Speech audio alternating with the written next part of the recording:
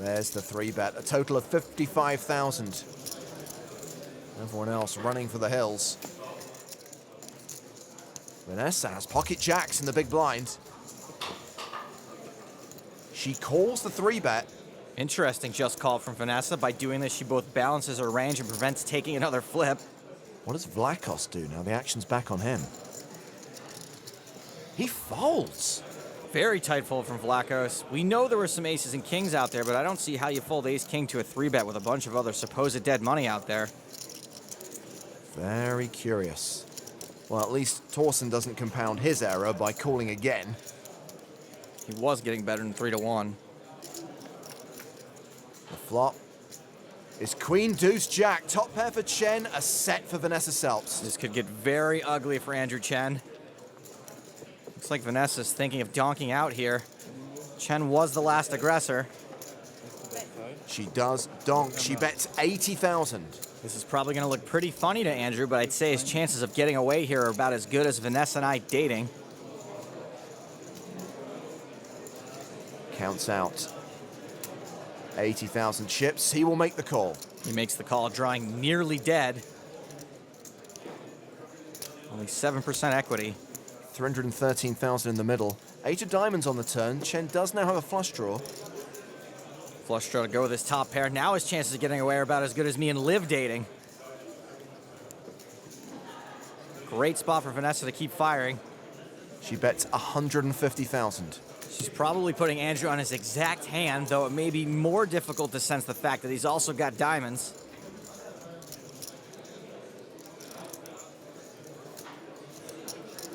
Andrew Chen, a very deliberate player.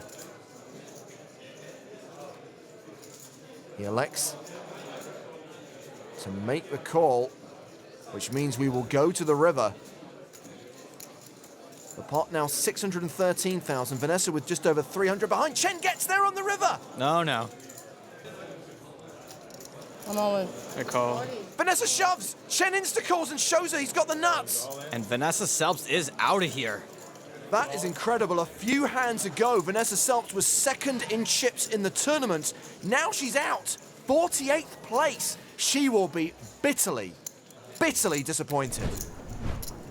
What a flop. Top set for Gomez, top 2 pair for Wheeler, bottom pair for Patrik, who's checked to Gomez, the pre-flop aggressor. This is such an action flop. It's like it was directed by Rennie Harlan.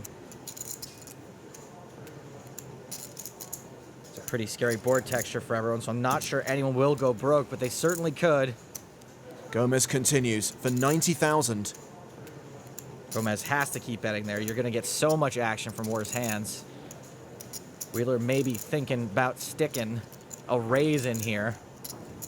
Except we know he's pretty much drawing more dead than Robert Kirkman. He's the guy that does the Walking Dead comic book. Does no one else read comic books? No. 230,000 is what he's made it. Plenty to protect against with King Queen, but it's also tough to get value from it.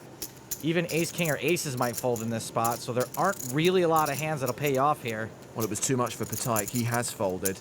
Gomez, on the other hand? And I think Dan is more concerned with being beat here than he is with trapping, but still, yeah, just call. He does call. He could be playing for stacks here. The turn. The 4 of spades. It's a very safe card. Action is on Gomez. He checks. Wheeler very likely to think he has the best hand.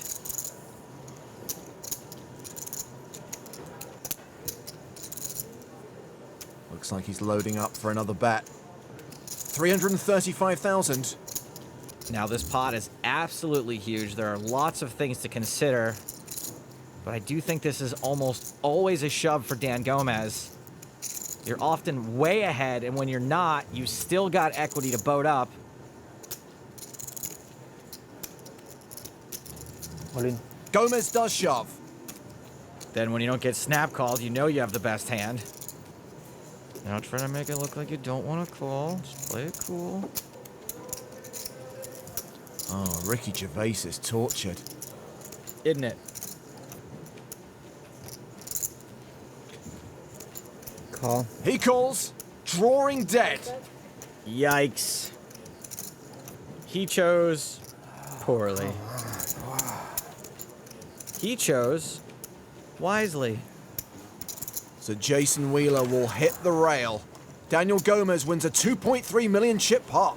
Nice hand. Nothing I could do. Wow, King 9-4, top set for Senninger, Drexel with top pair. Really bad flop for Drexel. This is more of a cooler than those same people from Wisconsin are drinking their beers out of. He checks to the aggressor. Senninger continues to 44,000. Well, Drexel certainly can't fold. Maybe he can somehow just lose the minimum.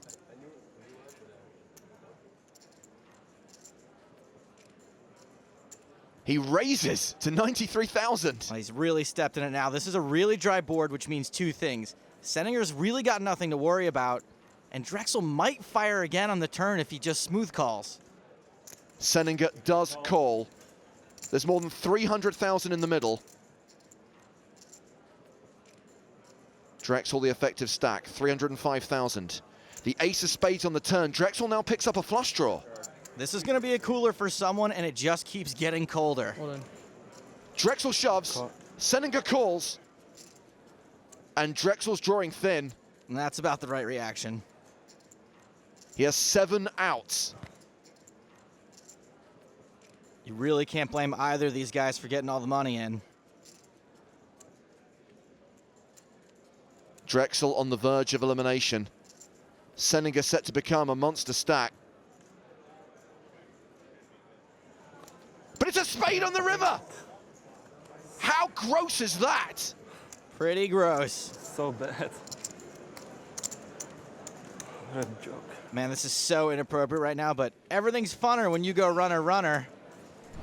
The flop. Queen, queen, 6. Trips for McDonald. A full house for Lunkin. I haven't seen a cooler this sick since the time they had to airlift Robert Downey Jr. a new liver. Check, check. Action on the pre-flop aggressor. Really good chance Mike continues for value right now. Typically, he'd be looking for calls from ace high. He bets 250,000. In general, I like a smooth call here.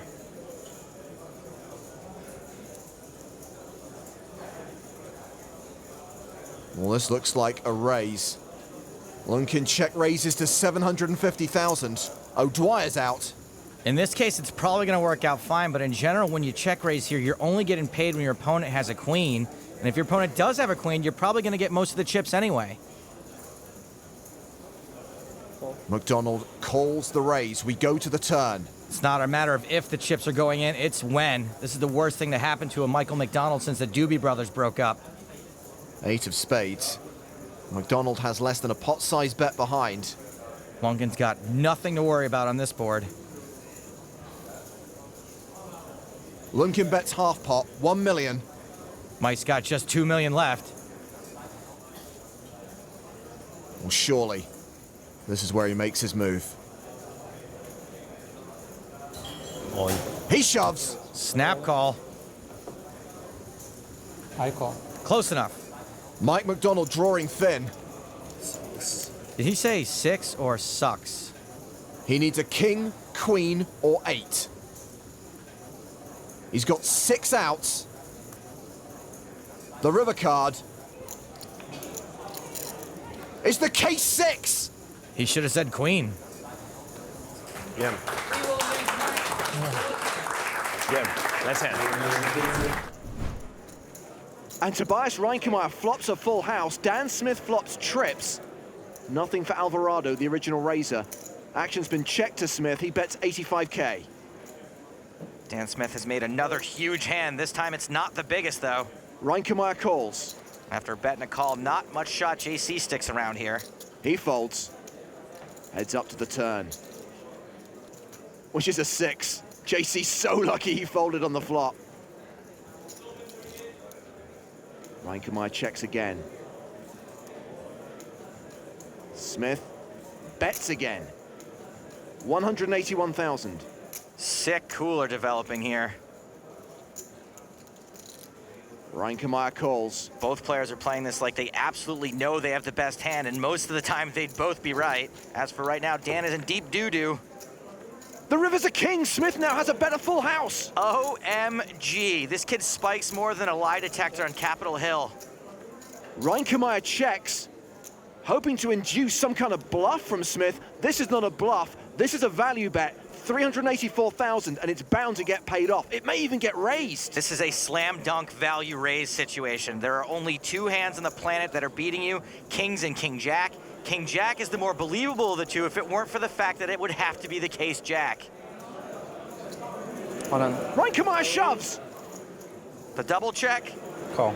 Dan Smith calls, and we lose the German from the tournament. Like the refrigerators at the Center for Disease Control, this is just a sick cooler. Good hand. No kidding. Tobias, it's okay if you want to scream. All right, good luck. Yeah. Somebody go ask Dan Smith if it's uncomfortable having that horseshoe up there. Looks uncomfortable.